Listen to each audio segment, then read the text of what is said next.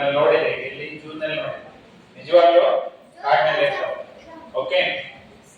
ಅಯ್ಯೋ ದೇವರೇ ಇಲ್ಲಿಲ್ಲ ಕಾಡು, ಅಯ್ಯೋ ದೇವರೇ ಇಲ್ಲಿಲ್ಲ ಕಾಡು, ಕಡಿದು ಮಾಡಿ ಯಾರು ಮನೆ ಮಠ ಗೂಡು. ಎಲ್ಲ ಕಾಡು ಬರೆದು ಮನೆ ಮಠ ಗೂಡು ಮಾಡ್ಕೊಂಡ್ಬಿಟ್ಟಿವಿ. ಓಕೆ.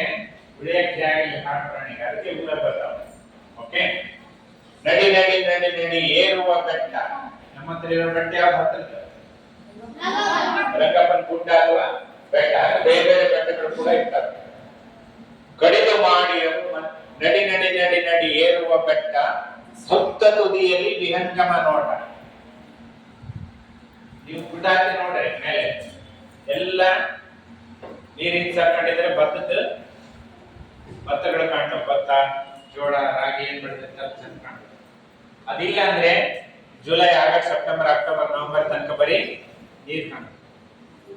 ಅದೇಲಿ ನೀವು ತಮಿಳ್ನಾಡು ನಿಂತ್ಕೊಂಡ್ರೆ ಕಾಣುತ್ತ? ಕಾಣಂಗಿಲ್ಲ. ಅದಕ್ಕೆ ನಮಗೆ ಏನಾದ್ರೂ ಮೇಲೆ ಚಂದ ಕಾಣಬೇಕಾದ ನಾವು ನೋಡ್ಬೇಕಂದ್ರೆ ಎತ್ತರದ ಜಾಗದ ಮೇಲೆ ನಿಂತ್ಕೊಂಡಿರ್ಬೇಕು. ಈಗ ಇಲ್ಲಿ ಮೇಲೆ ನಿಂತ್ಕೊಂಡಿರಿ, ಇಲ್ಲಿ ನಿಂತ್ಕೊಂಡ್ರೆ ಅಲ್ಲಿ ಎಲ್ಲ ಮನೆಗಳು ಚಾವಣಿ ಕಾಣ್ತವೆ. ಕೆಳಗೆ ನಿಂತ್ಕೊಂಡ್ರೆ ಕಾಣ್ತಾವ? ಮಾಳಿಗೆ ಕಾಣಂಗಿಲ್ಲ. ಅಂದ್ರೆ ನಾವು ಕೆಳಗೆ ನೋಡ್ಬೇಕಂತ ಹೇಳಿದ್ರೆ ನಾವು